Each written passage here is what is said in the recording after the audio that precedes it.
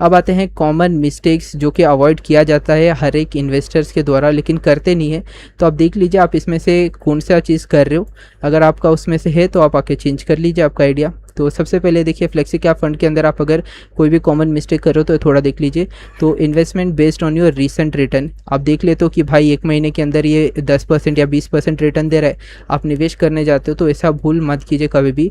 Mutual fund में आप invest कर रहे हो तो हमेशा लॉन्ग टर्म हॉरिजॉन देखिए कि ये 10 साल के अंदर कैसा रिटर्न दे रहा है, 5 साल से कैसा रिटर्न दे रहा है। और कोई फंड अगर अभी नया स्टार्ट हुआ है तो पहले देखिए उस फंड मैनेजर कौन है, फंड का मैनेजर क्या है, क्या कर रहा है, कैसे उसके एजुकेशन से, उसके बाद जाइए। ऐसे ही आप आँख मूंझ के यहाँ पे मत जाइए, आपका फ्रेंड खरीद रहा है तो आप भी खरीदोगे, तो ऐसा नहीं होता है। तो इन्वेस्टमेंट आप आके देखोगे पुराना रिटर्न्स कैसा दे रहा है। हमेशा हम लोग जब भी रिव्यू करते हैं म्यूचुअल फंड का, आपने देखा होगा कि मैं हमेशा ऑल टाइम पे सेलेक्ट करता हूँ, कभी भी 3 साल का देख के आपको नहीं बताता हूँ, क्योंकि वही है कि आपको देखना है कब से, जब से इसने स्टार्ट किया है म्यूचुअल फंड तब से आके म्यूचुअल फंड कंपनी कितना रिटर्न दे रहा है वो देखिएगा। फिर देखिए फ्रीक्वेंटली स्विच करना म्यूचुअल फंड काफ़ी बुरा माना जाता है।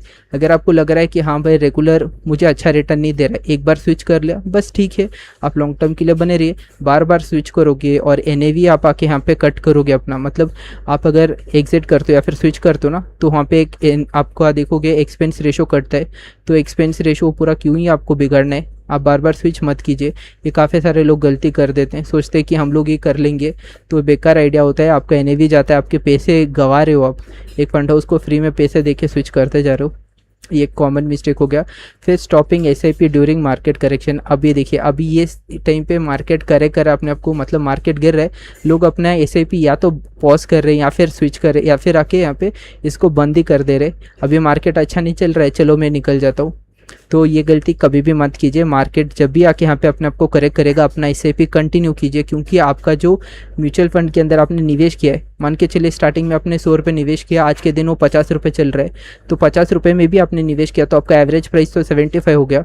फिर मार्केट जब 100 100 200 निकलेगा तो आपका रिटर्न आप सोच के देखिए, 75 से आप कैलकुलेट कीजिए, 25 रुपीज़ का आपको फ़ायदा तो हो रहा है। तो कभी भी स्टॉप मत कीजिए अपना एसआईपी, उसी के लिए बोला जाता है स्टॉप, जब मार्केट करेक्शन करा उल्टा एक्स्ट्रा पैसा डालने का कोशिश कीजिए। तो यही आपको यहाँ पे एवरेज करके दिखेगा। फिर यहाँ पे देखिए इग्नोरिंग योर इन्वेस्टमेंट हॉरिजॉन। लोग आके आ जाते हैं म्यूचुअल फंड के अंदर निवेश करना, लेकिन उनके पास आइडिया ही नहीं होता कि कब निकलना है। लोग सोचते हैं कि अभी में डाल के छोड़ देता हूँ, आप रिटायरमेंट प्लान तो नहीं करो भाई, आप तो आके कोई एक सपना लेके आ रहे हो कि हाँ मुझे 10 साल के बाद कार खरीदना है, 5 साल के बाद कुछ घर बनाना है। तो उस तरीके से इन्वेस्टमेंट हॉरिजॉन सेलेक्ट कीजिए कि 5 साल के अंदर ये म्यूचुअल फंड अगर मुझे 30% का रिटर्न दे रहा है तो अभी मैं निवेश करूँगा तो मुझे कितना तक दे सकता है। तो वो प्लान करके ये कभी भी आके इग्नोर मत कीजिए अपना गोल्स को, गोल्स तय करके ही मार्केट में उतरना चाहिए। फिर यहाँ पे देखिए investing without clear financial goal, वही जो अभी मैंने रिपीट किया, हमेशा गोल तय करके रखिए कि क्या है आपका मकसद, क्यों आप निवेश करने आ रहे हो। ऐसा तो नहीं है कि आपके पास लाखों पड़े हैं तो चलो लगा देते हैं मार्केट में, वैसा नहीं होता है। आपके भी कुछ सपने होते हैं, वो सपना देख के कितना पैसा लग सकता है कैलकुलेट करके निवेश कीजिए। तो ये कुछ चीज़ें हैं कॉमन मिस्टेक जो कि अवॉइड किया जा सकता है काफ़ी सारे इन्वेस्टर्स के द्वारा।